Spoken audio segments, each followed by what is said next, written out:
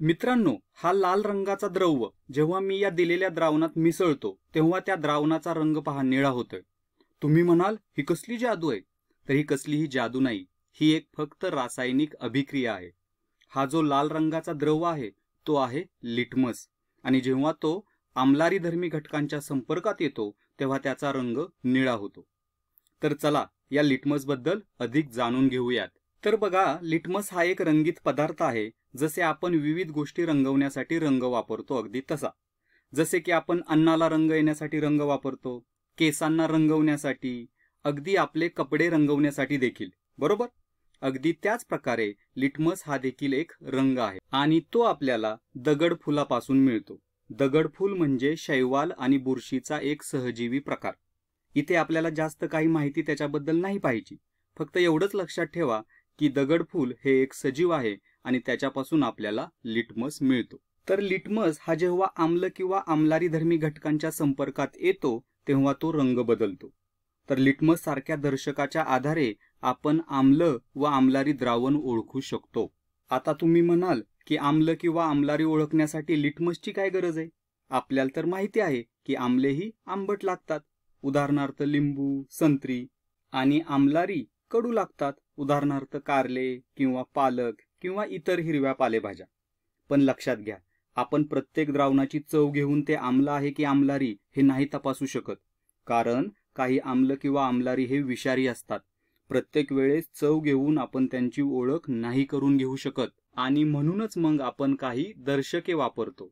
तर दर्शके म्हणजे असे रंगद्रव्य जे आम्लधर्मी व आम्लारीधर्मी द्रावणांमध्ये दोन भिन्न रंग दाखवतात.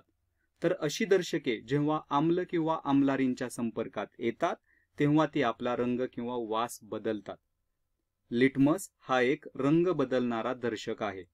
असे लिटमस सारखे खूप दर्शके आहेत, पण या व्हिडिओमध्ये आपण मुख्यत्वे लिटमस बद्दलच बोलणार आहोत. आता एक प्रयोग पाहू आणि बघू की आम्ल आणि आम्लारीच्या द्रावणात लिटमसचा रंग कसा बदलतो ते. साधारणपणे आपल्याला लिटमसचे द्रावण दोन रंगात मिळते. एक निळ्या रंगात, ज्याला आपण निळे लिटमस द्रावण असं म्हणतो, आणि दुसरे लाल रंगात, ज्याला आपण लाल लिटमस द्रावण असं म्हणतो. आता इथे आपल्याकडे या चंचू पात्रात आम्ल द्रावण आहे, ज्यामध्ये आपण निळे लिटमस द्रावण टाकणार आहोत. आपण पाहू शकतो की द्रावणाचा रंग हळूहळू लाल होत आहे.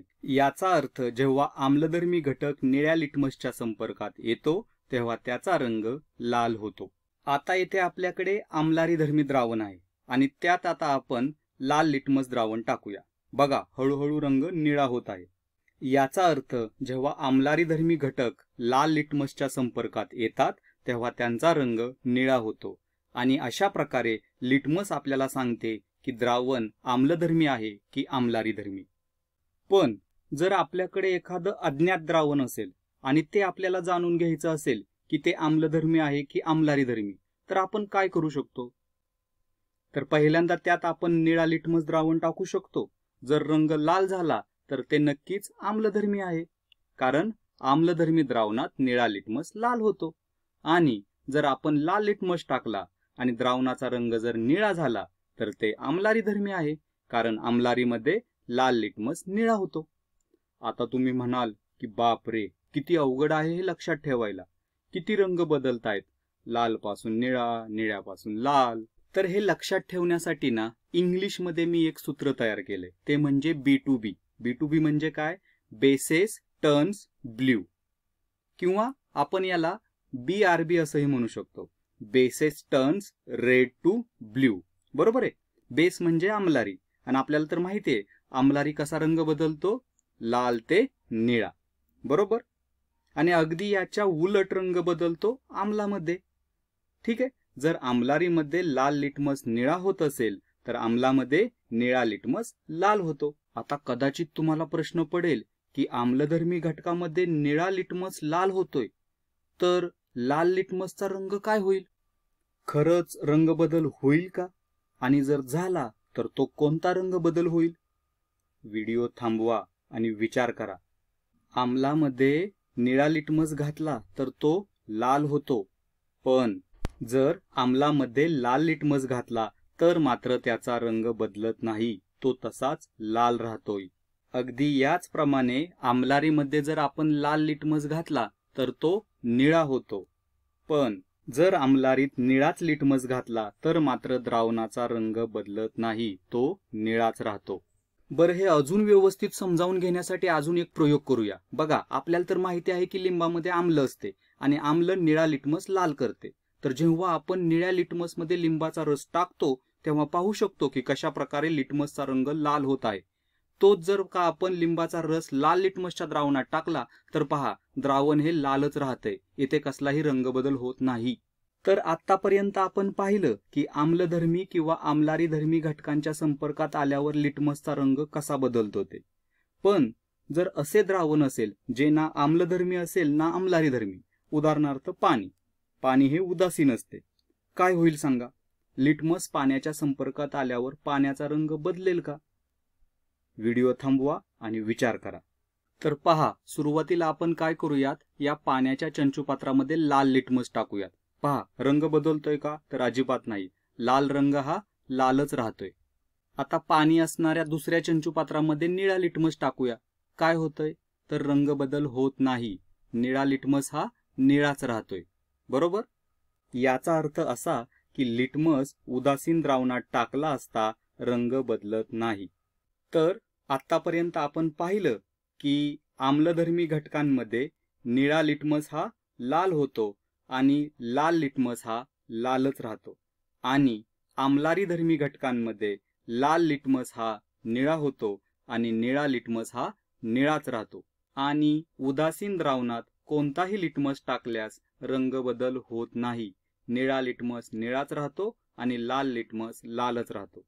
आणि हे लक्षात ठेवण्यासाठी एक सोपी पद्धत म्हणजे B2B किंवा BRB, याचा अर्थ bases turns red to blue, म्हणजेच आम्लारीमध्ये लाल लिटमस निळा होतो आणि याच्या उलट आम्लामध्ये निळा लिटमस लाल होतो.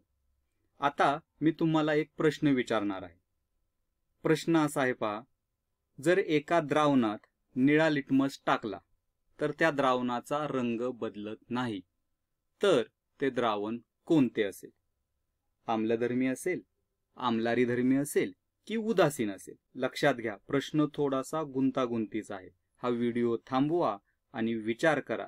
जर तुम्ही प्रयत्न केला असेल तर आता आपण याचं उत्तर पाहूया.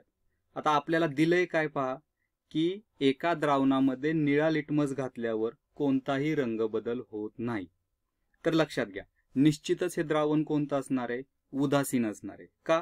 कारण आपल्याला माहिती आहे की उदासीन द्रावणात कोणताही लिटमस टाकल्यास त्या द्रावणाचा रंग बदलत नाही.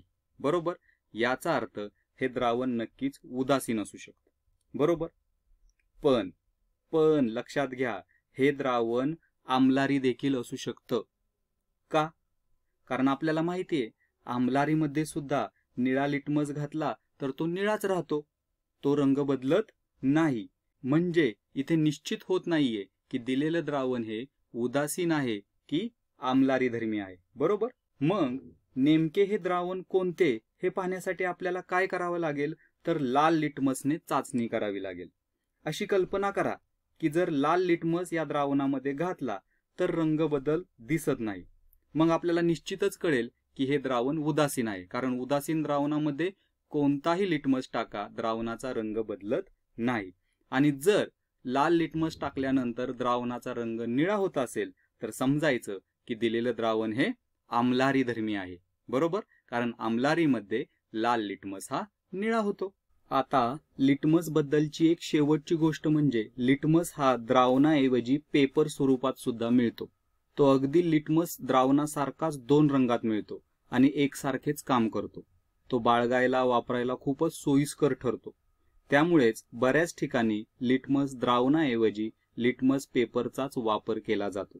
जर आपण लाल लिटमस पेपर आम्लारीमध्ये बुडवला तर तो निळा होईल आणि जर निळा लिटमस पेपर आम्लात बुडवला तर तो लाल होईल. चला आता या व्हिडिओचा थोडक्यात सारांश पाहू.